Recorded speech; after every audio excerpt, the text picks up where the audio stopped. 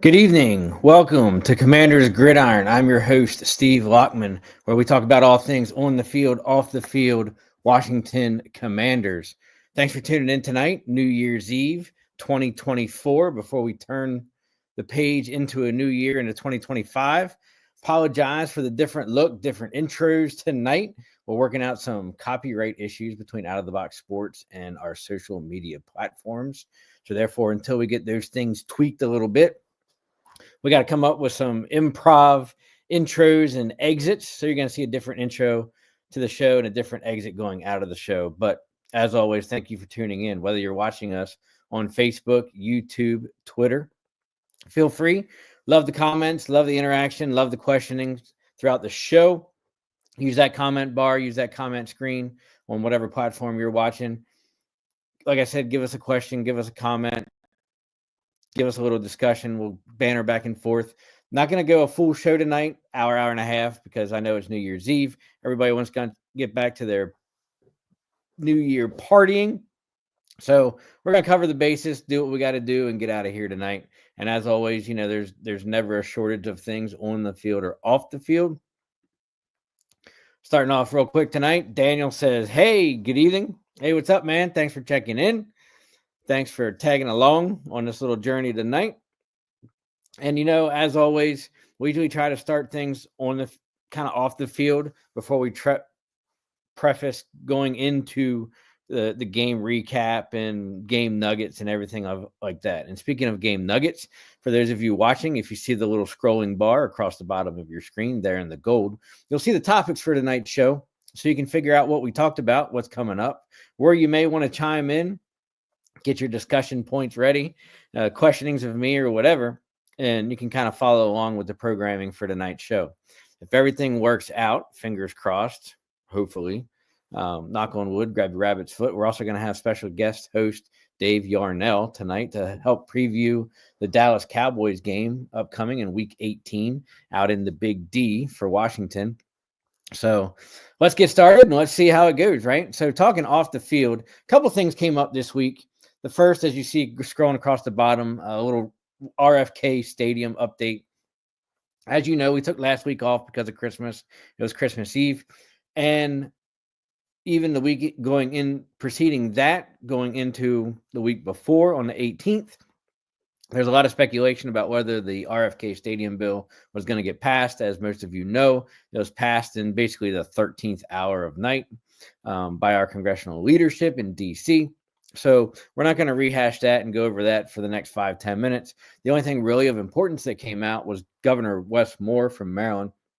I think basically off of his commentary that he gave at 106.7 The Fan, the local DC radio sports station, Sports Talk in the morning with those guys, was basically that he's going to be making a push for him and his jurisdiction, i.e. the state of Maryland, to keep the Washington Commanders in Landover. So while a lot of people think that it's a done deal, that because the legislation passed for D.C., giving them the land and the stadium that RFK sits on, and a lot of people think that it should go back there, it will go back there, myself included. I feel it should go back to RFK. We've discussed it numerous times, and we'll probably get into it as more things come up down the road. But you also got to applaud Wes Moore in trying to salvage what he can for keeping a professional sports team in his state, in his area, the tax base, the jobs, the whole 9 yards, right? Like, you at least got to do your due diligence and be like, hey, look, I'm going to put up a fight for this team, part of a multi-billion-dollar network of professional sports franchises that, you know, brings so much money into my state, my region, and my residents and visitors alike, right? So he basically came out and said, you know, hey, look, we're not going to bend over, let DC have the team without some kind of a fight, some good proposal going forward. So it'll be interesting to see what the state of Maryland kind of puts forward. Unless something drastically happens with the state of Virginia, I kind of count them out. They'll throw a proposal in just because they have to. But after what happened with the Washington Capitals and Washington Wizards, owned by the same person, and trying to relocate a brand new arena into Virginia, I doubt there's going to be a humongous, serious push for the Washington Commanders, but it'll remain to be seen, right? Second set of news. for DC related, and it's actually not directly DC related, but it kind of is because of the person involved, right? The Jets, per Tom Pelissero, basically are scheduled to interview former head coach Ron Rivera for their head coaching vacancy this week. So at first, you're wondering, like, look, is this a joke? Is it, like, why, after the debacle that he had for 4 years in DC, that we've kind of now come full circle of, we've discussed it here on this show, the fact that there are no more first round draft picks left on the team from his tenure, all but like 3 guys that he's drafted. I don't know that it's 3 or 4 guys that he's drafted are not even on the team anymore, or even starters. Maybe it's just starters. It's basically been a real bad time period. Now, I will give Ron Rivera credit that in his first year or two, coming into that situation under that past ownership umbrella, he was the right guy for the job at the time to kind of rally the troops, so to speak, get some stability in some kind of a culture change from where we were before. It's just unfortunate that his staff that he had, both as coaching as well as executive staff, probably even more so, failed in the talent evaluation, the drafting, free agency, the whole 9 yards. Now, there's a whole lot that goes into all that. I get it. But it is kind of what it is, right? In 13 seasons with the Carolina Panthers and Washington Commanders, Rivera made the playoffs 5 times, including an appearance in Super Bowl 50 with the Carolina Panthers. It's the first of many head coaching interviews for the New York Jets search. Now, the one good thing that the Jets will be able to do by at least, having Ron Rivera interview for that position is they will be able to basically cross the Rooney Rule off the list for head coaching candidates, because Rivera is technically a minority and he will suffice the Jets doing that rule, right? So just something to watch out for, something to see. You'll see more news coming out about it, as time goes on. But just something interesting that perked up, giving his recent tumultuous history here in DC. Speaking of the Jets, the Commanders actually placed Fedarian Mathis on waivers because they had to clear a roster spot to activate first-round draft pick Jonathan Allen back this past week against the Atlanta Falcons. So Mathis, unfortunately, became the low-hanging fruit to be cut. And subsequently, the Jets picked up the former Commanders 2022 second-round draft pick Mathis on waivers 2 days ago. So he'll be able to finish out the season with the Jets. They're not going to the playoffs, so he's basically only got 1 more week until he gets vacation anyhow. But, it's just kind of interesting that both 2 out of the 3 off-the-field news things that, started this week were both Jets related with our former personnel, so to speak, right? For those of you, we're not going to recap the Eagles game. It's going to take up too much time. I'm trying to keep the show a little shorter tonight. We're only going to do 1 game recap. That's the Atlanta Falcons Sunday night victory in overtime. Pretty awesome. And then you see the bubble with the tablets across the bottom of your screen, right? But one of the things I will say, if you're a Commanders fan watching basically since like Thanksgiving, when we went on this little 4-game winning streak, I guarantee that you basically had this cardiac rhythm throughout the last 4 weeks, especially on game days, whether that's Sunday afternoon, Sunday nights, whatever. And I can tell you in the Eagles game, you basically went through all of these, right? Especially the third one. And Sunday night's game, right before it went into overtime and during overtime, you were definitely in the last one, right? Myself included. So normal people up top, obviously we know what the middle is. If you're a Commanders fan, especially knowing that, hey, look, we have a chance to lock in a spot for the playoffs. We have a chance to possibly advance a higher seed in the playoffs, not just be stuck at number 7 going against number 2. And, of course, all the action that was taking place against the Philadelphia Eagles last week and then this past Sunday with the Atlanta Falcons, I guarantee you were scribbly all over the place like that. And, just completely all over the place, right? But, it kind of is what it is, right? It's kind of the way we've been going with this team. And speaking of the 4-game winning streak, it was interesting because back around Thanksgiving, I think it was 11/24, Bobby Wagner did a press conference in the locker room after their last loss. And somebody's like, hey, are you packing in the season? What are you guys playing for in the last month? Whatever. And he's like, hey, look, we got a lot to play for. We're not done. We're a solid team. We're looking working towards the end of the season. We're still focused on trying to make the playoffs. Lo and behold, the guy that they brought in on a 1-year deal, who basically has provided so much leadership in that locker room, the team rallies around this guy, and we have rattled off wins against Tennessee Titans. Okay, it's Tennessee, New Orleans Saints, Philadelphia Eagles, and the Atlanta Falcons, most recently on Sunday Night Football, right? So as you can see, we started out a little rough. Glad we played Tampa Bay early in the season because, look, they're getting healthy at the right time now, making a good push, good, powerful team with a little Baker Mayfield resurgence, and they're going to be going into the playoffs more than likely as the NFC South winner if everything pans out in Week 18. Look, we did what we had to do against the New York Giants, beating them twice.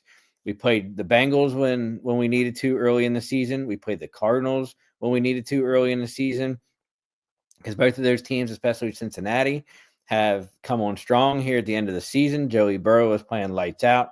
Glad we played them then, not now. Obviously, it was our season basically hinged one way or the other on the old Hail Mary against the Chicago Bears in primetime, right? If we don't win that game, then arguably a lot of those wins that we have in the second half of the season may not be wins, right? And arguably for the Bears, a lot of their losses, which I think is everyone except one, could have been another way for them as well. So, we played some extremely difficult teams in a short stretch right there, between the Steelers, the Cowboys, the Eagles, all in that big stretch right there. Yes, it was 3 consecutive losses, but then, look, we're able to do something we haven't been able to do in years past, and that was beat the teams that we need to beat: Tennessee, New Orleans. Look, I said that at the beginning of the season, if we can at least split divisional games, you're doing good. If you can sweep them, it's a bonus, right? It's like icing on the cake. We swept the Giants. Giants are the Giants this year, right? I don't even know if the Giants know who the Giants are. Dallas, we play in Week 18. Coming up, we need to split that series, get a victory in Dallas. We split the Eagles. We're doing good, right? All right. Follow me? Cool. Fantasy Football Girl Advice says, are you surprised with how good the Commanders are? It's funny you bring that up because actually I am, right? For a team that went 4-13 last year, drafted number 2 overall in the 2024 NFL draft, and going under new ownership, new executives, Adam Peters, GM, new head coach, new full head coaching staff. Basically, they went in and cleaned complete house, got rid of a bunch of former draft picks, the whole 9 yards, right? And when your team is that bad, you're drafting number 2 overall under a complete rebuild. And let's be honest, a full annually competitive rebuild takes 3 to 4, maybe even 5 years, right?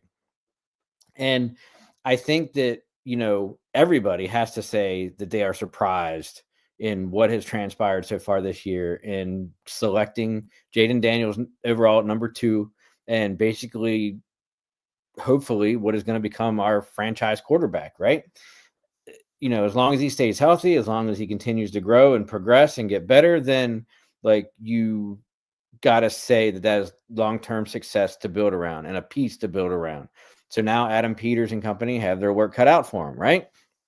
So at the beginning of the season, going into preseason, even going into September, we looked at the schedule and I said, hey, look, if we can go 500, I'll call that a success, and I think that was right, because you basically add a couple victories, go 500, 8-9, 7-10, whatever, right around there. I would have been happy because it's way better than the 4 wins that we had the year before. But when you have a chance to finish your season with 12 wins and you had 4 last year, oh my God, that's leaps and bounds way better than expectations, right?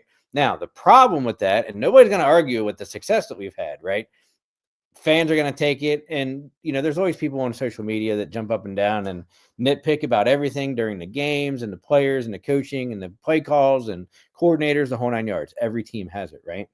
But I think that one thing that's going to kind of jade, 2 things that I'll back up, 2 things that kind of jade our fan base as I kind of get out of the weeds to answer your question, Fantasy Football Girl, says, this: A, we exceeded expectations so good in year one of the rebuild that people kind of think that's got to be the norm now, right? And it should be the norm. However, we have to keep in mind in the back of your head that we're still in a rebuild. We still only have 30% of our roster under contract after this season. So it's going to be a lot of decision making. Who are we bringing back to, re-sign? Who are we getting in free agency? Hopefully now in free agency with new ownership, new coaching, and Jaden Daniels, we have players that actually want to come to DC. So I'm excited to see what players out there, are going to come to Washington and be like, hey, man, I want to play for you guys, because we haven't had that for 20 to 30 years, right? Just hasn't been there. So, I think that's one of the biggest things. Two, as I said, you keep in mind that we are in a rebuild.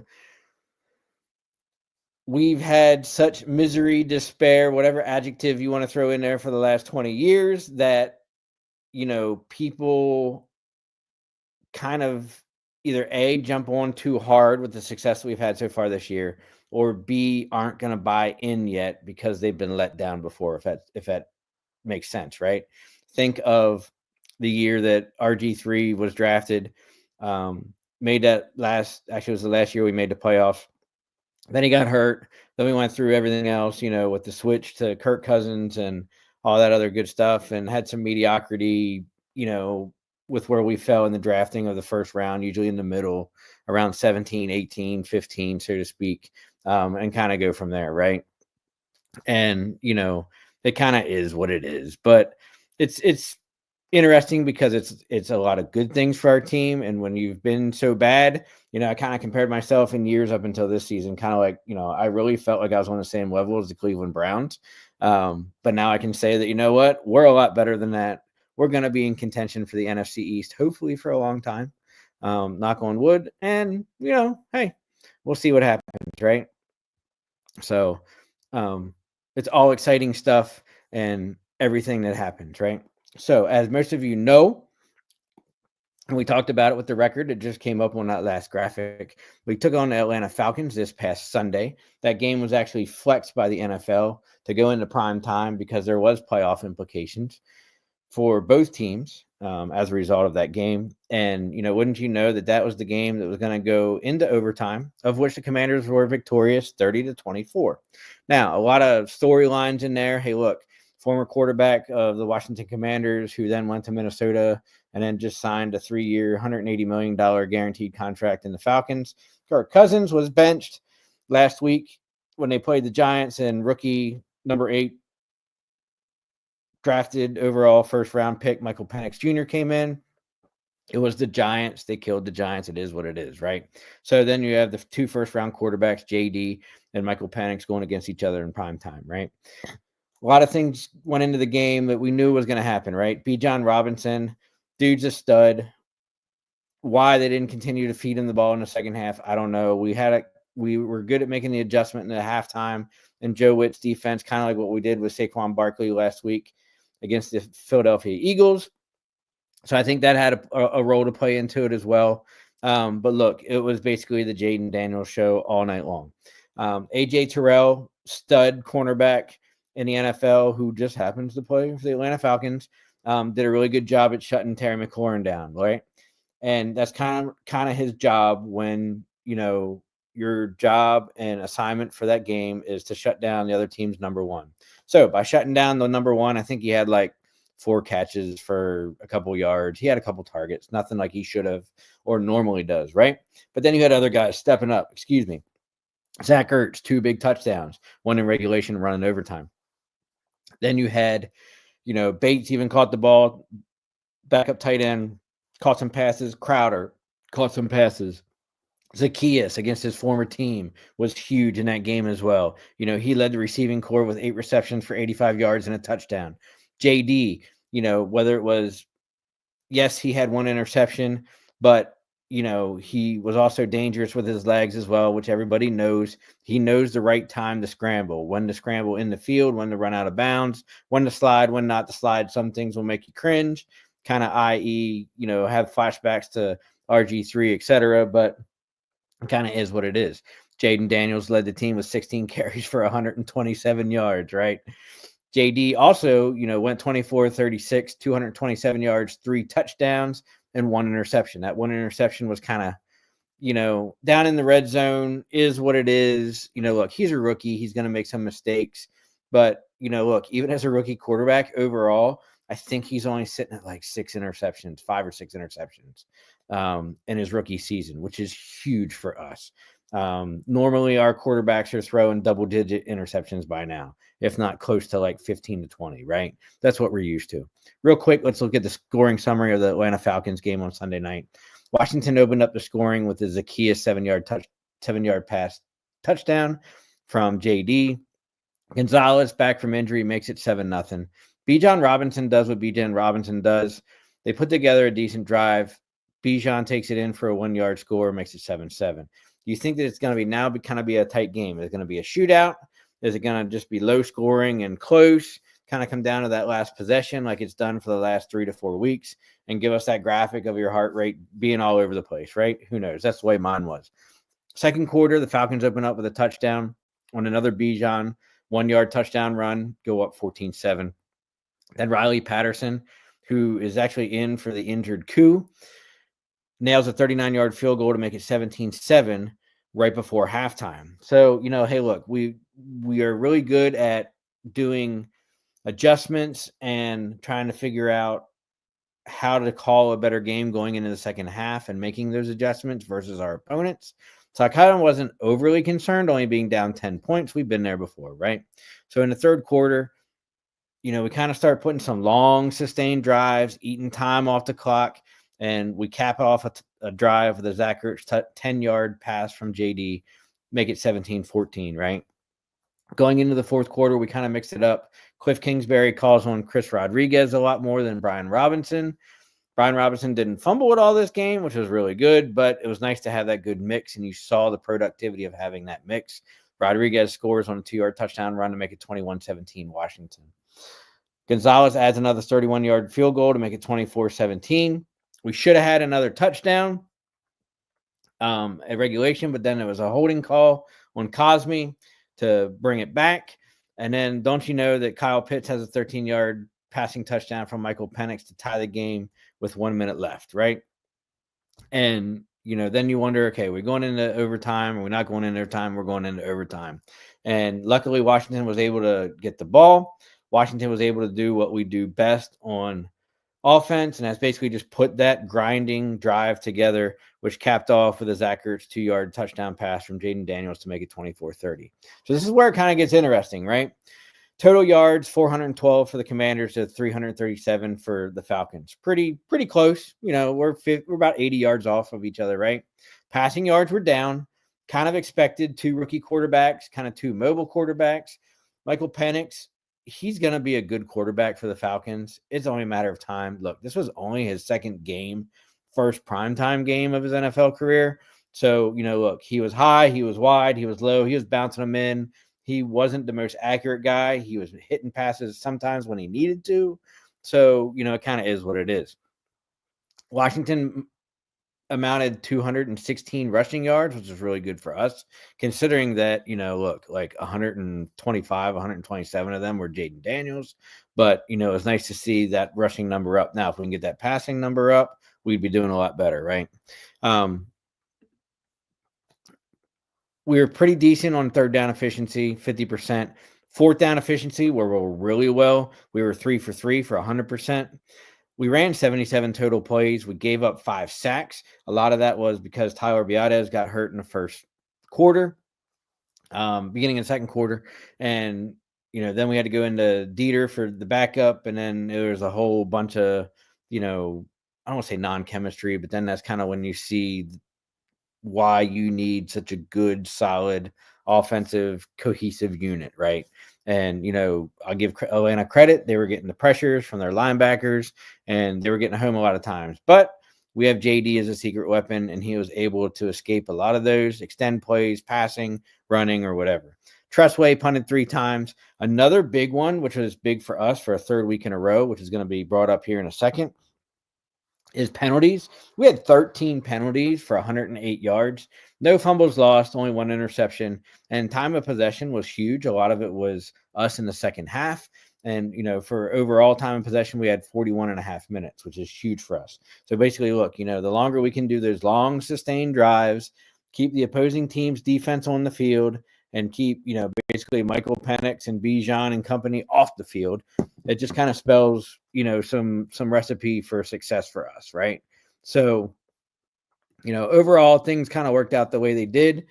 We got the victory in overtime, and, it's nice. It gave us that lock going into the wild card spot. We're now fighting, to keep by way of other games, outcomes, and upcoming week 18, which we're going to look at here towards the end of the show, going up into the 6th seed, which I hope we kind of do and we can work at. So, it'll be interesting to see how this all pans out over the course of the next week before the first week of the playoffs. Speaking of the Atlanta game, something that came out today, actually this morning, was kind of interesting. So I guess the press conference was last night, maybe today at practice or whatever. Raheem Morris, who's actually a former coach of Washington, now the head coach in the Atlanta Falcons, basically was shocked social media by claiming that the Washington Commanders' victory was unfair due to biased refereeing. And Dan Quinn basically said, hey, look, I don't IDAGF, right? If you kind of read between the lines, and it kind of shot up to everybody on social media and be like, hey, what are you talking about? Like, if anything, there weren't a whole lot of missed calls at all for either team. Obviously, Washington was penalized a lot. There were 13 penalties for Washington, 2 of which I think were bogus. A lot of them were, plain penalties, whether it was holding, pass interference, the whole 9 yards, right? So there's not a whole lot of ground for that argument of, the referees were biased towards Atlanta when when your team was only called for 4 penalties.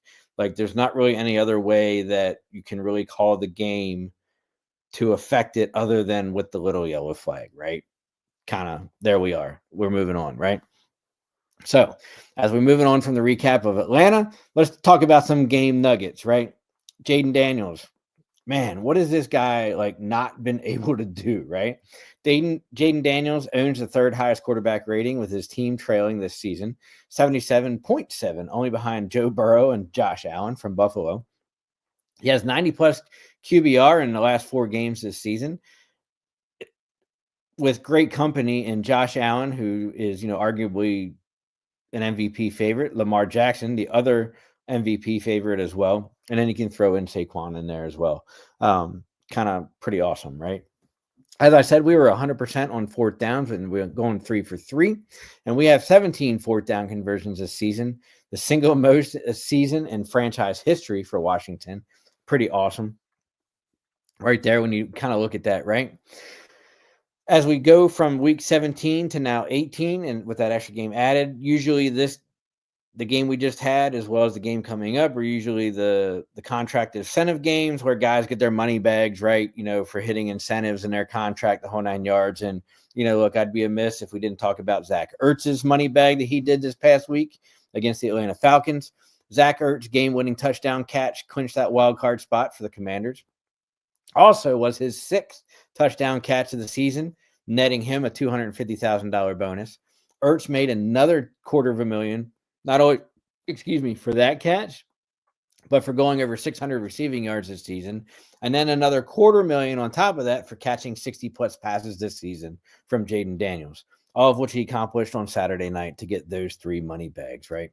So it was a great night for Ertz. Game-winning touchdown pass in overtime, made $750,000 in incentives, passed Ozzie Newsome to move into 9th place all-time for tight end receiving yards, and it all happened on his mother's birthday. Pretty cool, right? Zacchaeus, we talked about, the fact of the Falcons shutting down Terry McLaurin for the most part, couple targets, 6 targets, 3 catches, and I forget how many yards, right? No touchdowns. But Zacchaeus went off, right? And Zacchaeus went off in the Philadelphia Eagles game and the Atlanta game. So when we combine those 2 games together, which are pretty formidable opponents, 13 receptions, 163 yards, 3 touchdowns. I think that between those 2 games, as well as kind of what he's done as number 2 wide receiver, number 3 basically to be part of a solid wide receiving core is enough to bring him back for next year. He was one of the guys that they signed on a 1-year deal going into the new regime. Speaking of players, Austin Eckler had a press conference about him coming back out. He is going to be cleared from IR going into week 18. Now, it'll be interesting to see if the Commanders activate him, because then they're going to have to drop somebody, right? Or if they keep him out for week 18, give him another week of rest, and then activate him going into the first week of the playoffs. I could see the latter happening more than the first. However, I could see enough credit being given to where they activate him for week 18, try to get him a little bit game conditioning back into the rhythm of things before they make the playoff push. So either scenario is very likely.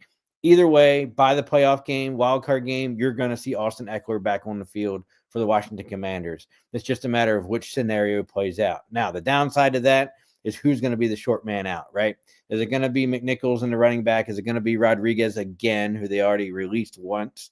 I'm not sure. Is there somebody else, maybe a wide receiver who hasn't been very productive, that they could kind of cancel out, because Eckler now will also do return duties as well between kick return and punt return, along with Luke McCaffrey, who's been pretty good the last 4 weeks filling in for Eckler. So it'll be interesting to see how the team has. In all honesty, it's not a bad problem to have, right? Like, there's a lot worse problems to have than that. So, something to keep your eye on. It's super interesting. Lo and behold, as everybody knows, Jaden Daniels is vying for that coveted title of Rookie of the Year, Offensive Rookie of the Year in the NFL. Up until this week, basically the competition was between him and rookie quarterback from the Denver Broncos, Bo Nix.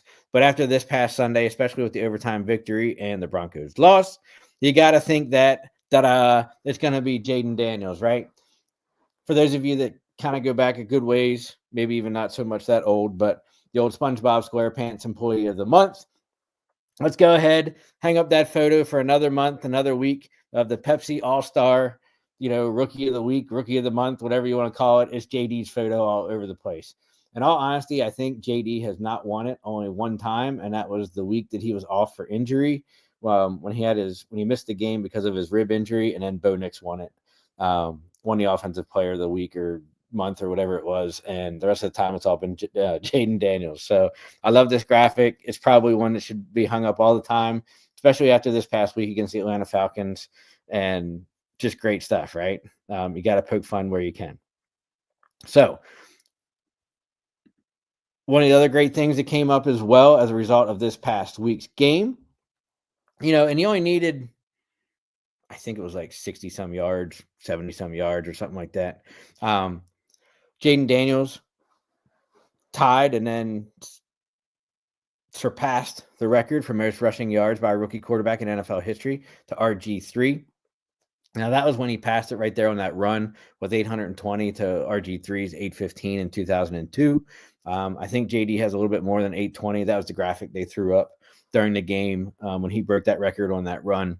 So I think he has a little bit more than that, and he still has one more game to go. So he can definitely increase the stat a little bit better to help himself with that rookie rushing quarterback record. So it'll be interesting to see how he does going forward with that, right? So super great, super good for him. He's just going to keep racking up stuff. He's in great company with a lot of good people and what he's doing. Some more ridiculous numbers for JD. He's the first rookie with 3+ passing touchdowns and 125 yards rushing in a game all time. He's the first rookie all time with 10+ wins, 30+ touchdowns, 4,000 total yards in a season. And then, of course, as we just talked about, he now has the most rushing yards by a rookie quarterback in NFL history, surpassing our own RG3. There's a lot of comparisons, coming out because, of the MVP talk, if you want to go that route. Should JD be in that talk? Maybe not. Look, Lamar Jackson's doing amazing things in Baltimore. Josh Allen is doing amazing things in Buffalo. Saquon Barkley arguably could break the all-time single-season rushing record this coming week against the New York Giants. So, kind of where does that rank JD with some of the good players of the NFL. And this is kind of an interesting stat just because of the season that this quarterback is having in comparison. And look, it's just a single snapshot of where we are with one game to go. I get it. This person's already won 3 Super Bowls, and he's basically on the verge of a dynasty, if he isn't in one already. But you got to compare what it is, apples to apples, right? JD versus Patrick Mahomes. Yards are pretty similar. Completion percentage is pretty similar. Both edges go to JD. JD has more touchdowns this year, which seems kind of crazy because usually Patrick's throwing the rock every season. A little bit of a down year for him, both in yards and touchdowns. Patrick does have, more interceptions, which is kind of unusual for him. He's usually pretty good with the ball. But then again, his wide receiver room has been, basically that revolving carousel, merry-go-round of guys coming in and out all season. And, JD has the higher passer rating at just over 100. But, if this is any indication of what's to come, 2, 3, 4, 5 years from now with JD, and this is what, the current best of the NFL has and does, we're in good hands for a while to come, right? And it'll be super awesome and interesting to see, this guy play. We're lucky to have him for our team. Hopefully for the next 8 to 10 years. But then, as once you get off that rookie deal and then you got to start paying people in the whole 9 yards, then, it's kind of all thrown out the window and everything like that, right? So it'll be interesting to see what happens. We're in a good spot. We got one more week of the regular season to go. Our team travels to Dallas this coming week, week 18. Game is not going to be flexed. It's going to be at 1 p.m. Eastern time. And, as we always do with every show, we take a preview of the opposing team coming up. This week's guest appearance is brought to you by Jason Fine, a.k.a. Attorney Big Al. You can reach Attorney Big Al at 1-800-HURT-123, specializing in motor vehicle accidents, slips and falls, workers' compensation, personal injury claims. He has 3 convenient office locations throughout New Jersey and Pennsylvania, with one located in Philadelphia, one in Cherry Hill, New Jersey, one in Pittsburgh, PA. That's Jason Fine, a.k.a. Attorney Big Al. Tell him you saw the advertisement here at Out of the Box Sports. Remember, if you don't win, he doesn't collect. Reach out to him for all of your legal needs and advice. That's Jason Fine, a.k.a. Attorney Big Al, at 1-800-HURT-123. And with that segment sponsor, we'd like to welcome to the stage Mr. Dave Yarnell, co-host of Them 215 Boys, our Out of the Box Sports Cowboys experts, so to speak. They've been on a little hiatus season, but hey, look, they're going to be coming back strong here shortly. And it's always great to talk with these dudes, just talk football and talk Cowboys. And I know it's been a down year for, look, hey, can you really call it a down year, right? You lost so many good players, including your star quarterback. But, in all honesty, you guys have been playing some really good ball since the last time you played the Commanders and won, of which we were both at that game. So welcome, Dave. Well, thank you for having me on your show, Steve. I really appreciate it. It means a lot. Coming on a Commander show, I must be it's been a while since I've been on a show. So it's been a minute, It has. Kind of crazy. Right? It has been a minute. Well, my partner has been going through a lot of problems right now. So, yep. But it's great to be on your show. I'm very excited. First of all, it has not been the season I thought it was going to be for the boys this year. I'll tell you that for sure. It's been one crazy thing after another with this team. Seriously. So, think about it. We all know the weekly charades that Jerry does, right? And we all know that this is the last year of McCarthy's contract. And look, Dak got hurt, season-ending surgery. CeeDee Lamb's done for the season. Today, look, let's be honest, he wasn't a big part of your offense, but Dallas Cowboys released Zeke Elliott today. Very sad. So he asked for the release from what I'm hearing. This is the second time around for him. It didn't go as planned. It was as we thought it would. It's time for him to go anyway. So it is. Yeah, Rico's done a heck of a job. So Zeke was just there to be there. you know. So yeah, basically wherever filling he some goes, I space, wish him the right? best of luck. And it's interesting because, like, for a guy who's had such a storied history with the Dallas Cowboys to be released from your team twice, Twice. is definitely interesting, right? To say the Mm-hmm. least. Um, Sure. but like you said, your team's been able to kind of fill those gaps and be productive without him, right? And it's I mean, super interesting because the Cowboys have put a really productive team on the field with backup quarterback Cooper Rush and your running backs and the guys who are filling in at wide receiver, especially now that CD Lamb's on the mend, So kind of talk about your offense and what you expect going into week 18, basically kind of, I don't want to say you don't want to have anything to play for, but it seems well, like week 18 games are kind of spoiler games, right? Because well, they can be, but not for you guys. I mean, technically, you guys are just sitting waiting for the 6th or 7th spot, whatever that may be for you. For us, I think losing would be the right thing to do because right now we're sitting at the 13th spot in the draft, which is okay. I mean, I'm okay with that. I mean, if we were to lose, we might drop down maybe 12 or 11, depending on who wins or loses. I hate losing to you guys. That's just me. I'd rather just win the game and call it a day. But for me personally, the offense is. I mean, who's there? I mean, who's left? Lamb's out. Dak's gone. Zeke's gone now. I mean, who's left? I mean, Jonathan Mingo, Brandon Cooks. I mean, Jake Ferguson. I mean, who's Cooper Rush going to throw to? yeah, So I mean, yeah, because I feel like between Cooks, Lamb, and Turpin, you could throw in Mingo in there for a little I forgot Turbo. I forgot about of course. Those guys were basically those three, and now you take out CD Lamb, were kind of the big factors in the earlier season matchup between the Dallas Cowboys and the Washington Commanders at Landover, right? So, as Paul Spencer says there, hey, look, Cowboys suck. Somebody said before preseason started 9-8 at the best, worst 8-9, basically 500. That dude is a genius. Just saying, right? You know what? He's just patting himself on the back for this. Yeah. Right. He's the genius of all this. You know what? I personally, Steve, had him at 12-5 because I thought, without the injuries, I think without all the injuries we've had, we might be in that round and somewhere in that area. It was just one injury after another. I mean, everybody's going down. Yep. And I know Paul's going to chime in because he's watching. Of course he's watching from home, but Paul says, hey, look, this game is a non-starter. It's an audition for next year.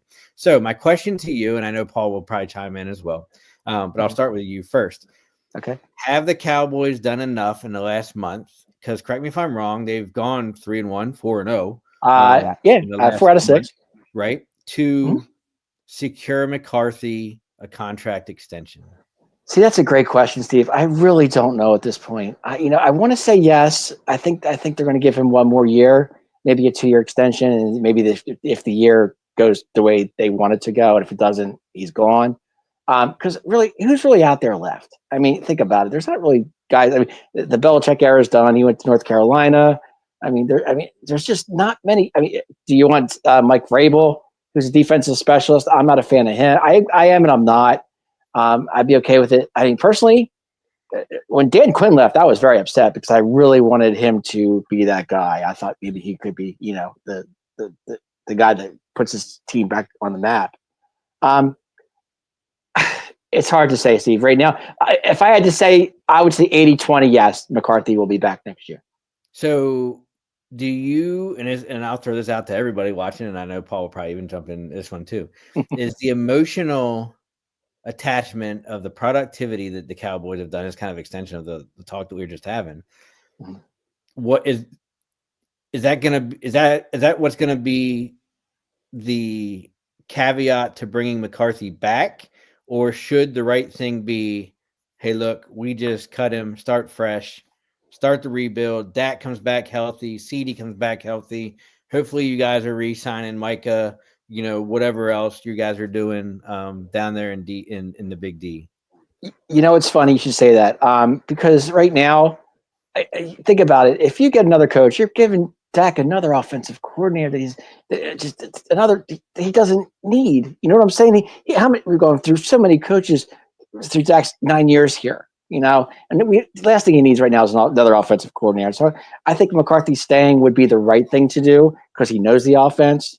And you know, like I said, we still have 4 more years of Dak Prescott, so there's nothing we can do about that. That contract's legit. You know, so I think to answer your question, yeah, I think it's if McCarthy does stay, it would be easier for Dak to do the offense for somebody than to come in and turn it all around again for him to figure it out. Yep. And, it's interesting Paul makes this point because it kind of parlays into the question I was going to ask you about this coming Sunday is McCarthy is safe.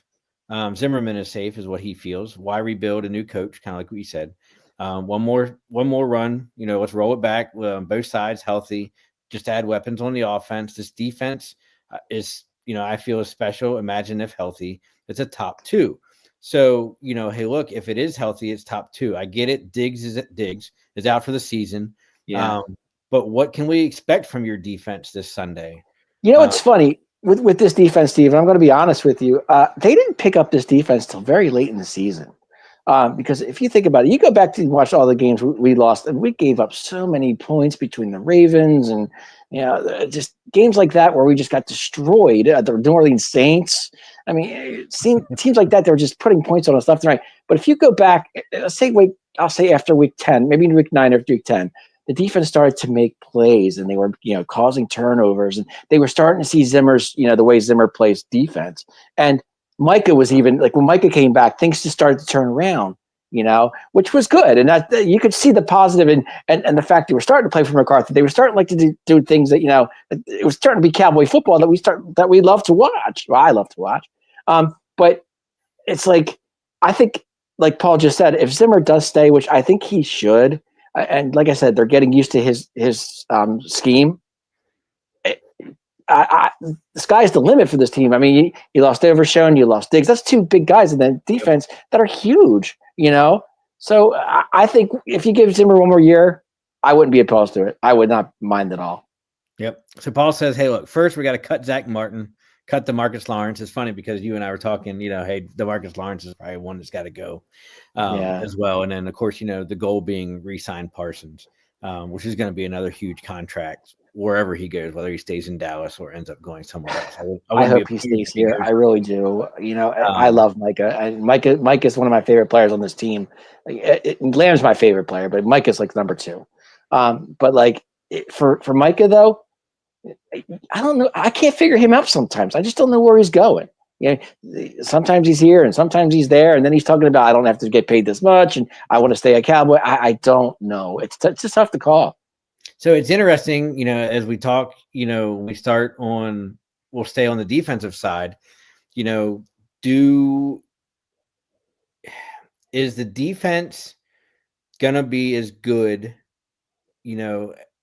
this coming Sunday in Dallas at home as what they were in Landover? Now, I will preface that by saying Diggs is now done for the season, and he played in the first game. And I think you guys might have lost another one in between those 2 games. I think maybe. Yeah, we lost actually. He's out of there too. I lost him. A couple of guys. Don't even get me started on that Cincinnati game. But go ahead. So I mean, like, what are you expecting defensively going against? Arguably the offensive rookie of the year in Jaden Daniels, and a quasi wide receiver core in Washington. I mean, you guys faced this once already, so it's not like you're playing a non-conference game or an out-of-division opponent. Right. I mean, this is a division game, like you just said, and division games are very, very tough sometimes. The last week, God, I would forget that game. That game was just not even know what that game was. But no, these 2 teams know each other really well. And I thought the first time we played you guys, we shut down Jaden pretty well. We kept him in the pocket. A lot of times he wasn't running as much as he wanted to. We shut him down, which was good. I mean, it was a great game at the end, but what was it, 3-3 at halftime, if I'm not mistaken? Yeah, it was. Yeah. I mean, seriously, 3-3. We were there. It was 3-3. But both teams were playing, good defense. Your kicker was off that day, had a bad day, really bad day. I don't know if he was injured or what the story was with him. Point. Yeah. but I mean, then it was turpentine in the end, which was really interesting, which was fun to watch. But like I said, these two teams know each other really well. I'm not. I mean, they might get to Jalen maybe once or twice, maybe 3 times, but just shut him down, and see what happens. I mean, that's all we can ask for, But we'll see. What do you expect, or what do you want to see? Maybe is the better way to phrase it. Out of your offense for Week 18, knowing that there's no playoffs on the line. I mean, basically, you're putting. Let's be honest, guys aren't tanking, right? Or at least they won't come out and publicly say they're tanking. But we all know, all the show hosts here for each of our teams know that basically you're putting audition tape out there, whether it's for your own team or for the other 31 teams. If you aren't on that team anymore, like, what do you expect out of your offense this week for Week 8 for the last game of the season? Nothing against Cooper Rush, which I think Cooper Rush has done a wonderful job being a backup. I mean, my God, he technically was 9-4, if you want to go that far, 9-5 now on Sunday. I would like to see some Trey Lance, honestly, because poor Trey Lance has been sitting on the bench, making 4.5 mil, whatever it is, 22 million next season if they decide to keep him. Give him a chance, let him play. I mean, this game really doesn't mean anything. I mean, draft pick, a win against Washington. To me, it really doesn't matter either way. I like to see a lot of Jonathan Mingo, a lot of Brandon Cooks, Ferguson too, and I'm happy for Rico getting over the 1,000-yard mark. I think for him, he's had a really great season this year, and especially Lamb. I mean, shutting him down in the last 2 games, I can understand that. His shoulder was totally messed up. There was really no reason to play him. But offensive wise, a lot of Brandon Cooks and probably a lot of Rico, I would think. And some Ferguson too. Leave it there. Good stuff, right? Good stuff. I think so. And it's funny you bring that up because Paul asked me, he says, hey, with nothing to play for, do you play vanilla and not show it on tape, for the wild card round for the Washington Commanders? And it's a great question. And, look, there's already been some discussion by fans on social media. I haven't really seen much from the team insiders and, the local personalities, but there's, at least from the fans, fans calling for, look, don't even play JD, B-Rob, McLaurin. Like, just let them sit, rest, basically like an extra bye week going into the wild card. Round, get healthy. We have ample backups that can do a decent job and put a good product out there on the field, right? Especially with you guys did a complete 180 this year. It's amazing how you guys won 4 games last season, and you guys are now 11 wins all of a sudden. 11-5. So 11-5. That to me, I'll tell you, Dan Quinn's done a heck of a job with you guys turning your season around. And I love your quarterback. I love to watch him. I think he's just fun. So I think to answer Paul's question, so I would not be surprised. I think everybody's going to play. Starters are at least going to play the first half, and I think at least, I would say that. Going to see where the Quinn and company are going to see how the first half goes to figure out, hey, look, are these guys going to play the whole game, or are we going to start putting other guys in? Right. That's number one. Number two, and I kind of wish I was inside the brain of Dan Quinn and Kingsbury and Joe Witt and all those guys, right? Because, and we're going to talk about it here right after we finish the preview with Dallas, you and I. But I'm going to put the graphic of where the playoffs are right now. And right now, Washington's sitting in the 6th seed against the Rams. So, I don't know all the specifics, if this team win, losing, tying, and all that happy horse shit. But I got to think that, in order to keep that number 6, we have to win, right? That's number one. Yeah, that's so for sure. And the question then becomes for the coaching staff, do you want to face the Rams at number 3 seed, or do you want to play Philly for the 3rd time this season as a number 2 seed? Basically going to Philly, because it wouldn't be a home game for us. No, be on the road. I'd almost feel better going to LA. And I was just going to agree with you on that. I think that's the better. So then, situation. So then how vanilla or how much effort are you going to put into this Sunday, right? I get it. You might not put all the the glamorous motions and trick plays and all that shit on Dallas, but you're going to put a game plan together that's basically going to, what you think is going to beat Dallas in Dallas. So like I think you got to keep playing for the win on Sunday to keep your number 6 seed to hopefully go against the Los Angeles Rams. I don't know. Paul says, "Hey, Dallas plays the Scrubs. Maybe we can get a bag of stale peanuts for a player next year and a late pick. Ball out for the audition, right?" And then the last one from Paul is like, "How's Lattimore?" Right, and that's kind of the big question mark. Right. I know basically last week he tweaked his hamstring again, which was the reason why he didn't play for 5 games or 6 games or whatever until then, which I kind of knew. And everybody's getting mad already in DC, like, why did we sign him? The whole 9 years, long term, right? This dude we signed for 2.5 years, so right. While he can help us in the short term, it'll be interesting to see. He was practicing today. He's probably going to practice tomorrow. Somewhat limited, but he's practicing, right? So it's better than him, cycling on the side of the field or whatever. So sure. I would like to say that Lattimore is at least, and he could be one of those guys that, hey, look, they're going to put him out there in the first half and then rest in the second half, just kind of get him some game scenarios and game conditioning and stuff like that. So I think you're going to see a little bit of Lattimore on Sunday against Dallas. It's just a matter of how much. And the other thing that makes me think that he's only going to play a half versus the whole game, there's no CeeDee Lamb. If CeeDee Lamb was playing on Sunday, then I think you would see Lattimore the entire game. Oh, without a doubt. But, and then arguably for the way we played against the Falcons, look, Mike Davis got, he's basically burnt toast all night. Ben St. Juice, who's Mr. Pass interference, got a couple plays, but, he's kind of is what it is. I think you're going to see kind of a combination and just that rotation in the secondary against the Dallas Cowboys. They said, hey, look, I heard the Rams are going to rest the weapons, Puka and Cup, I guess, week 18. So I don't know. We'll talk about it when we do our week 18 picks. But I think the Rams are playing a divisional game. So that kind of real quick. I know you guys, you're sitting at the 6th seed right now. And right now you would be playing, I believe it would be Philly. Or we'd be playing the Rams. Stay at 6. We're going to play the Rams. And then it kind of moves around from there. So, okay. So my point being is what I was going to say was, would you rather go to Rams, travel to LA, or go up 95 and just play the Eagles? Shorter trip is what I guess what I'm saying. I think that, even though we split the series so far this year with Philly, I think Philly's playing the better ball right now. Yeah. And Philly is the better all around team, and I don't want to face them in the first round. I don't, I don't blame you. I really don't. I don't know. Let Green Bay do that. Yeah. This year, Lattimore is a bonus addition if he's healthy. He's a playoff bonus this year. Next year, healthy start. Yep. So basically, we have him 2 more years after this season.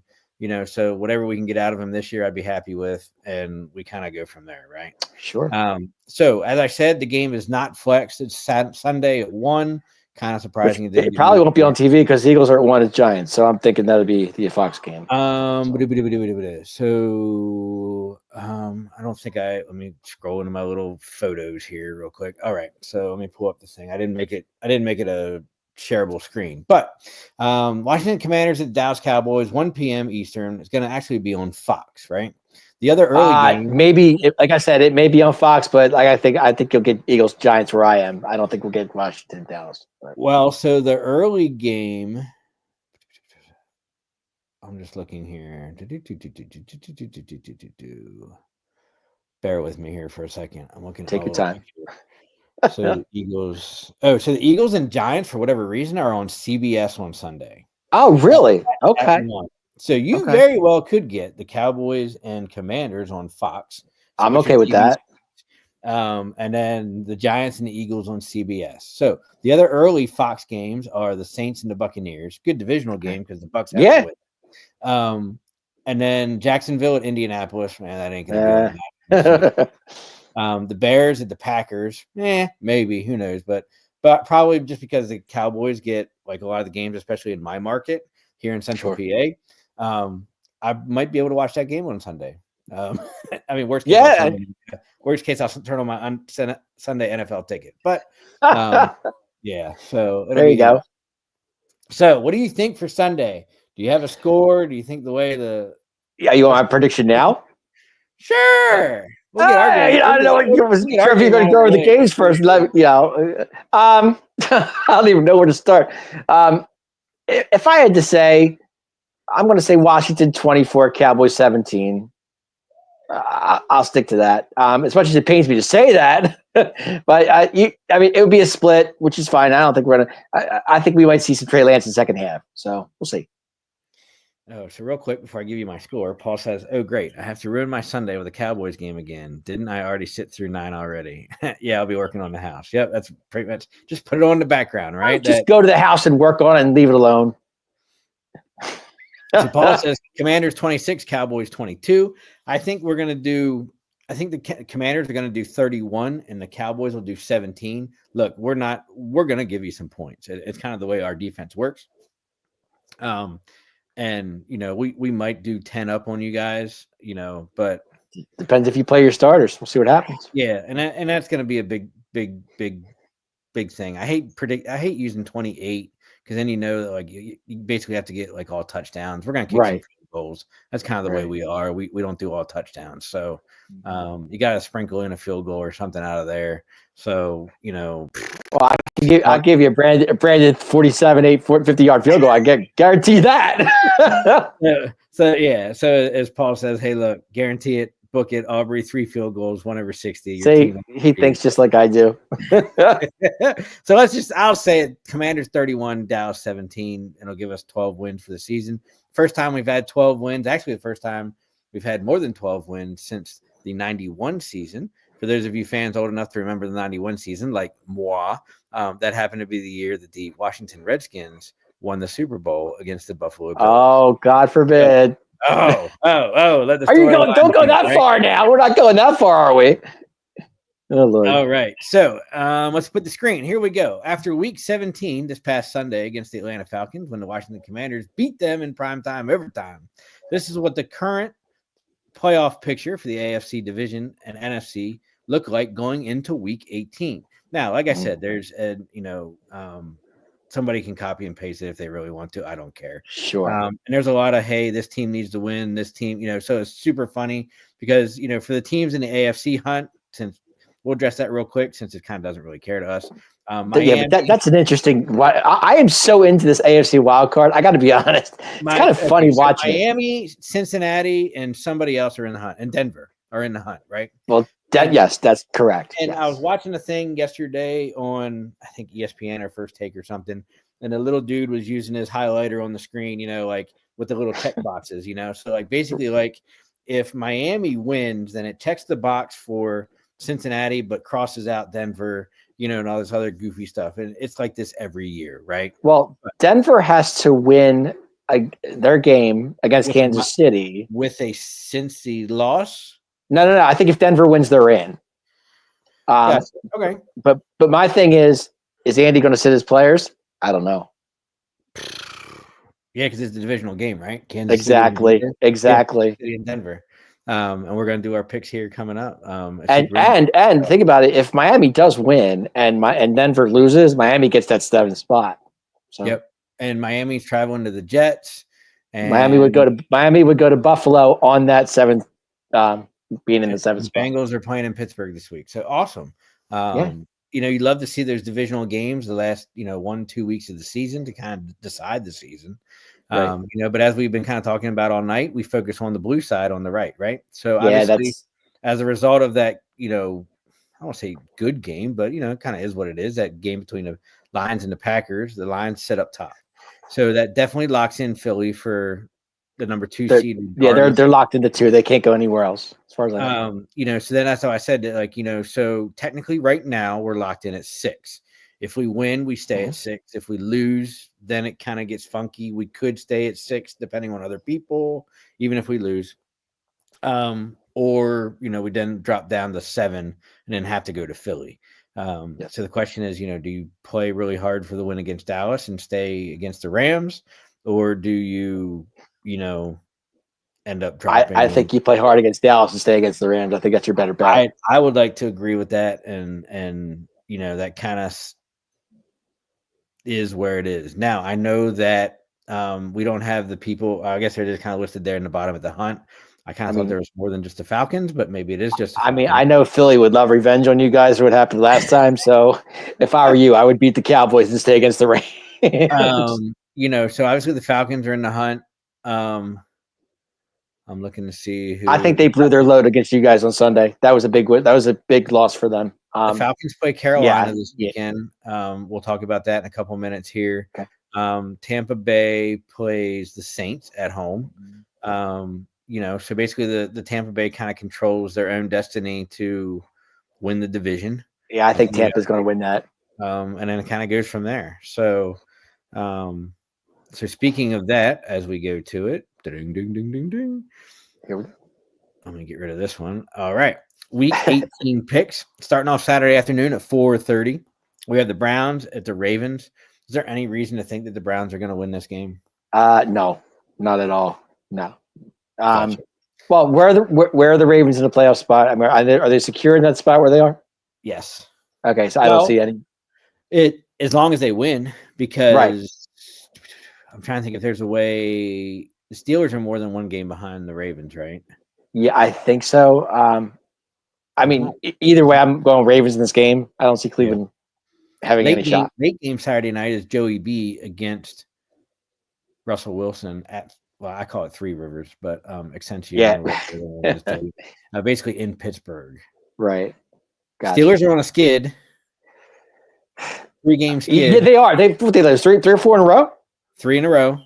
Yeah, Joey B's playing hot right now. Yes, he is. Yeah, I love Burrows. I think his team. Actually, who had a solid game for them was T. Higgins was on fire. Where did he come from? I think he was injured for a while, but yeah. I mean, I love the Bengals. I'll pick Joey B. I don't know what the point spreads are. Usually I haven't looked Can't at hurt now, but we'll go whatever. Buffalo at the Patriots. New England just wants that 1 seed in the for the draft, so that's a Buffalo win right there. Buffalo win, right? Let's go down that left-hand column. Washington, Dallas, we already did. New York at Philadelphia. Saquon is kind of undecided whether or not, I should say Sirianni is undecided right now whether Saquon's going to play and how much to contend for the rushing title. Look, I'm just going to put it out there, because it's my show and I can. I'm old school, right? If Saquon gets the 160 yards or 162 or whatever he needs, that record gets an asterisk beside it. Because let's be honest, right? Here's the deal. Dickerson did it in a harder era and less games. Harder era to run the ball and get that many yards in less games than what Barkley did. So if Barkley gets the record, props to him. I'll give him all the props in the world. Sure. But it's just like Dickerson said the other day on somebody's radio show. It's like, I don't want him to break my record. Much less the fact that it took him one more game to do it. Well, but, Dickerson's got to understand records are made to be broken. They are. But he has a point. That, he's just being equal, all things equal, Saquon didn't break that record in 17 games. If I'm Sirianni, and as much as I despise that team, I would play Barkley for a half, and if he doesn't break it, oh well. Just because why risk injury going into the playoffs knowing you're going to play either Green Bay or Washington? So for me, I would just give him a half and see what happens. Yep. Cool. I think as for the win, Eagles win. Either way, the Eagles are still going to win. Giants. I don't see them losing the win New York. No. Poor Dan and Evan and all those guys. Well, the draft is. I mean, they just blew their shot. They went from 2 to 4. That was not too smart. Yeah. I mean, you had one job, not to beat the Colts. Right. Not beat the Colts. So I think it's funny. I watched that game. Like, are you kidding me? I'm like, the Giants are actually winning this game. Why? And it wasn't like, in the worst part before we get to the next game, and it wasn't like the Giants and the Colts was like 24-20, right? 17. It was like 44 to 37. They put 45 points. I was like, what? Are you kidding me? All right, the lowly Bears and the Green Bay Packers. Green Bay coming off a loss last week. They'll bounce back. I think they'll beat the Bears. I think they will. Seattle at the Rams. And this will be interesting because it'll be interesting to see how much McVay sits or rests anybody for this game. You know what's funny, Steve? I was saying this, and I've been saying this for the past few weeks. I think the dark horse of the playoffs is the Rams. I really do. I mean, you think about it. I mean, Cooper Kupp, Tua, they have a good running game. McVay's a good coach. Kyron Williams or Kyrie Right, Kyrie Williams is running right. I think I honestly do. I think they're the dark horse. They could be that team that just stuns somebody, So I'm going to go Rams on that. Do the Jets have any life left for the last game of the season? No. Is there any reason to play Aaron Rodgers? I mean, seriously. Is Tua going to play Sunday? I don't think so. Nah. It'll be interesting. I don't even know who the Miami. Well, Miami's playing for their playoff life, so he might. He might. I mean, Miami needs that game more than the Jets do. This might be arguably one of the hardest weeks to bet. FanDuel, DraftKings, whoever you use. I'll throw my shameless. I'm going to go with I'm going to go with the Dolphins on that game. Because you look at the next game and then you ask the same question: are they resting anybody and how much? Right. Well, see, like I said, those two games mean a lot between Miami and Denver. I mean, Denver needs the win to get in. If Kansas City beats them and Miami wins, Miami's in. So, is Andy Reid going to throw Carson Wentz out there? Maybe in the fourth quarter. Could. He didn't do too bad when Wentz got hurt, or when. But see, to me, and I've been saying this for years, Steve. Mahomes is a competitor, man. He wants to win. He doesn't care. That stuff doesn't bother him. That guy could go on a broken ankle and still throw for like 4 touchdowns. Yeah, absolutely right. The Saints at the Buccaneers. We've seen it. Yep, we have. Yeah, I got to go Kansas City. Where are we at? I'm sorry. The Saints and the Buccaneers, top of the right. Saints. Tampa. Under January. Tampa. Yeah, they're playing some good ball and they're getting healthy at the right time. I'll tell you, Steve, Baker's on fire right now. Baker's feeling it. 5 tutties last week. Yeah, it helped me in fantasy, but not as much. I needed 4 extra points. I didn't get it. And it's kind of interesting. We talk about the Buccaneers in this game, and then we look at the next game, the Carolina Panthers at the Atlanta Falcons. I saw a thing. You probably saw it the other day. Carolina had 2 of the arguably best quarterbacks in the NFC on their roster at the same time this year. Yeah. So Baker Mayfield and Sam Darnold were on the Carolina Panthers the same year and couldn't do anything with either one. And look what they're doing now. Amazing, right? It's amazing. It's amazing. The Sam Darnold era, the Sam Darnold thing has really blew my mind this year. I'm gonna go Atlanta. I think Atlanta wins that game. Atlanta, cool. Yeah. Indianapolis and Jacksonville. I love it. Okay. Is Doug's job on the line? Is my question.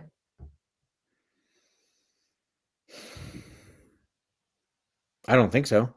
No. Okay. I think they've already come out and said that he's safe. Okay, I wasn't sure. I missed. I might not have heard that. I guarantee by the time we do the next 4 games, Paul will have that answer down there in the corner. I love Jonathan Taylor. I'm pretty sure Khan already came out and said that Peterson's safe. I am such a Jonathan Taylor fan. I love this kid. I think he's amazing. I'm going to go Colts. Yep. It's at home in the Loud House. Colts. Sure. Houston at Tennessee. Whew. Now, before I go there, CJ Stroud, sophomore slump to you this year? So do you say sophomore slump or do you say Stephon Diggs, Tank Dell, who's the third one they lost to injury? Yeah, they did lose a lot of receivers. Now that you say that. I mean, the only 2 guys he's got left is Joe Mixon and Dalton Schultz. Dalton Schultz. Not much of a I'll go Texans. That's fine. I think Texans are going to win, but yeah. I think a combination between A, sophomore slump, and B, the fact that he's had a revolving wide receiver room as well. Right. What's up with Tony Pollard? Is he still hurt? Might be. Okay. Gotcha. The Raiders. Ken Fry. Catch out the Ken Fry on a weekly basis on his show when he does the Las Vegas Raiders. He just did one yesterday, and I was on there bantering him back and forth about him. Well, he's doing Raiders, Mets, Kings. I don't know where he's at. Yeah. He does all. Yeah, he does some great content, but on some obscure teams, right? Yep. He's everywhere.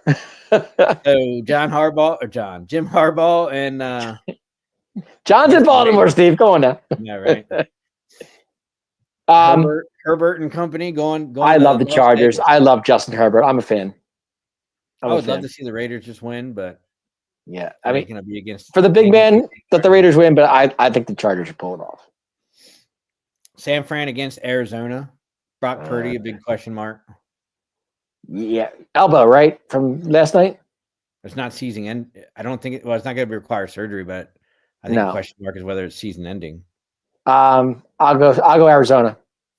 Yeah, I think Arizona's going to pull this off at home. Mm-hmm. Kyler Murray and MHJ, yeah, and McBride. That dude's a stud. He's good. Yeah, he is. And then the last one, they flex to Sunday Night Football for playoff implications. One's going to be a 1, one's going to be a 5. That blows my mind too. It is, right? And what even blows that mind so much too? Both of those teams are going to finish with 14 wins. So a 14-win team is going to go into the playoffs as a number 5 seed. Does that blow your mind? It really does. That's like the year, and like I can talk trash because it's my own team. That's like the year the Redskins went in as the NFC East winners with like 8 wins or something, like 7 wins.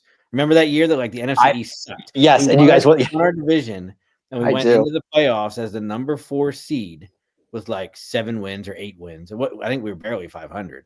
That's crazy. And the other 2 teams, or the other team that went into the playoffs, was like 11, 12 wins, whatever. Here we were at the bottom.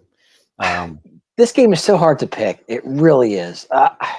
They're both great teams. Minnesota is playing great. Sam Darnold's playing awesome. Yeah, it's tough to call.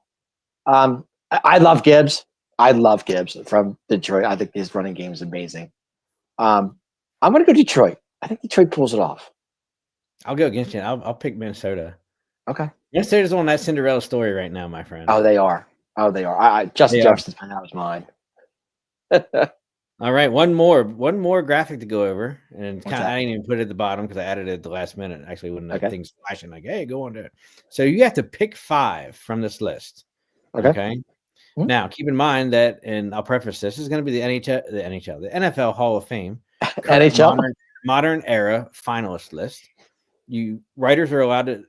I think you're allowed to select 5 individuals, and as long as they get 80% of the vote, they will be enshrined in the next class of the Hall of Fame. So 5 guys who get arguably 80% of the vote will be selected to the NFL Hall of Fame. So any chance this is the modern any era. Chance you could lift the screen a little bit higher, or like a little bit, so I can see what's going on there? I don't know if I can. Hang on. Let me see if I can make it bigger. I kind of can't tell with my screen right now. Hang on. I don't know if there's a way for me to do that. That help? Okay. I see a little bit. Yeah, you're good. Okay. So basically we have Eric Allen. Now I can't think of his Allen from the Vikings. Can't think of his first name though.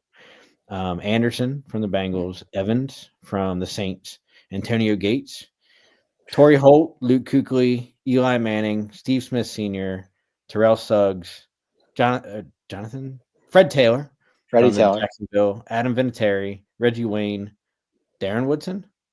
Yes. And I want to say Marsha Landa. Is that his first? Sounds right. Yonda from the Baltimore Ravens. Okay. So I have to pick 5. 5. All right. My number 1 pick would be Antonio Gates. Okay. My number 2 pick would be Freddie Taylor. Okay. Number 3, I have to go Eric Allen. Torrey Holt. Is that Torrey Holt right there?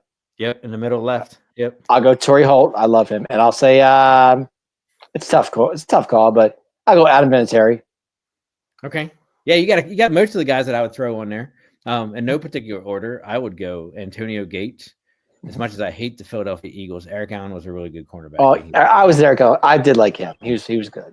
So Gates and Allen. I got to throw Vinatieri up there because he's one of the greatest kickers of all time, without a doubt. Can you really put some, if not most, of the greatest show on turf in without putting them all in? No, so Torrey Holt goes in, right? Absolutely. Then it's kind of like, okay, who's number 5? For me, and this is something that I struggle with every sport, whether it's baseball, football, hockey, whatever. The Hall of Fame is for basically exemplary guys, right? I always butcher that word, but it's the Hall of Fame, not the Hall of Good. And I think that's where a lot of people, get mixed up, crossed up, whatever you want to call it. Right. With voting, right? Like there's a lot of good players on here, but did they have a lot of good players on there? But did they have the top notch, like super awesome, careers? Not really. Like nothing against it, but like some of the linemen up here, there's good linemen up there. Sure. But most of them never won a Super Bowl. I think Yonda did with the Ravens. Allen's a really good stud, but never won a Super Bowl. Never won a Super Bowl. Do you give Eli Manning? There's that guy in the middle. Eli Manning, he's an average quarterback, but he won 2 Super Bowls.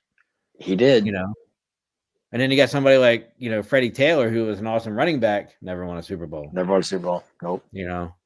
But then you got Woodson down there from your Cowboys, who won what, 2, 3? 2. So, just something to think about. Sure. Reggie Wayne was a great quarterback or great wide receiver with Peyton Manning, won a Super Bowl, but is he super good? I don't know. I don't think Steve Smith gets in the Hall of Fame. No. Kuechly was a great player. I don't think he gets in the Hall of Fame.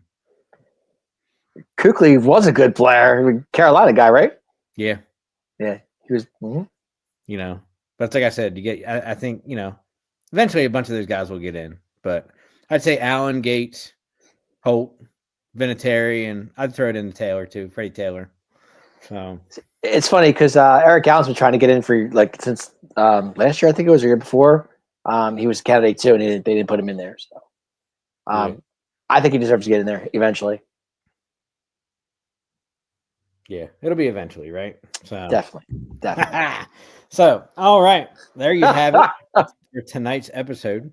Thank you very much, Mr. Dave, for jumping on tonight, taking some time out of your busy New Year's Eve. Look at that; it's only not even 10 o'clock. Still got 2 hours until we watch. Still got 2 hours left. Yeah, explode and everything else. So you can take that. You can take that off the screen now.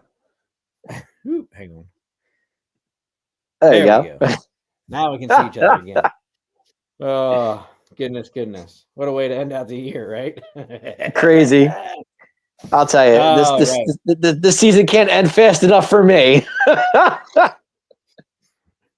Sometimes, right? So a couple you got it. Things for the people that are still watching or come back and watch or listen later on. We will be doing a show next Tuesday, which will actually be that January 2nd. Ooh, oh no, hang on. No. It'll be my calendar just disappeared. It'll be January 7th. Next right. Tuesday. January 7th, next Tuesday, same time, 8:30 p.m. Well, we will recap the Dallas Cowboys game, hopefully a victory for us, and a preview of the first round wildcard playoffs. And then we're going to keep going as long as the team keeps going, right? So then hopefully we have another show January 14th to recap the wildcard game. Hopefully it's another win on a hot streak, Cinderella story. And keep it going. We have a season keep going, or we talk about previewing the draft. So or you're sitting on the couch with us, one or the other. I know, right? And then we're rooting for anybody that's playing against the Eagles, right? So that, you know what? No doubt on that. Sorry, Eagle fans. As always, thank you to everybody for chiming in with comments, questions, discussion. We love it. Thank you, Dave, for taking some time out of your busy night to jump on and talk some football and do some. Steve, it's been a pleasure, man. It's been a pleasure to be on the Commander's Gridiron. Let me tell you. I think what's going to be worse is, once we get everything back up and running, to have both you and Paul on at the same time. You don't have to have him on there. So I know he's itching to get back into the swing of things. So he's got a lot going on right now. He's making the best out of it. And I know he will, because I know how he is. I know. Yep, he's doing great. I know he's watching. I appreciate that. I appreciate his participation and his support, helping me out with my shows week to week and setting up the streams for me, because I'm not quite that IT educated. So for all of those of you that were watching tonight, thank you for watching. Thank you for going back and listening or watching previously. We'll be back on again next week. Facebook, YouTube, Twitter, Out of the Box Sports, as well as Commander's Gridiron. You can catch Dave coming up here hopefully soon at them 215 boys. And you also do another show, don't you?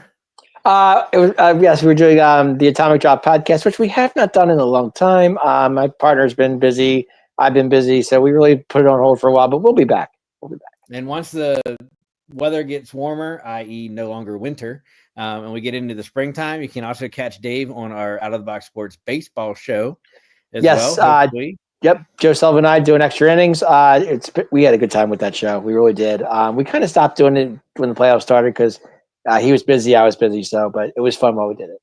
If that name Joe Sullivan sounds familiar, he's also part of our Sully squad on Monday nights. So you can catch everything about Philly, whether you're a basketball, football, hockey fan. You can catch the Sully squad on Monday nights here at Out of the Box 2. As I mentioned, we're always looking for new content, new creators. So if there's a team or a league in sport that you'd like to do a show on, hey, look, it doesn't take much. Anybody can sit here for an hour to an hour and a half and babble about your favorite team behind a computer screen. How we do it on a weekly basis, right? Reach out to us. True. We'll get you connected and set up, and you can start podcasting your favorite content on your favorite team as well. So until next week, take care of each other. Be a friend, tell a friend, like, subscribe, follow all of your favorite shows at Out of the Box Sports. Have a good night. See ya.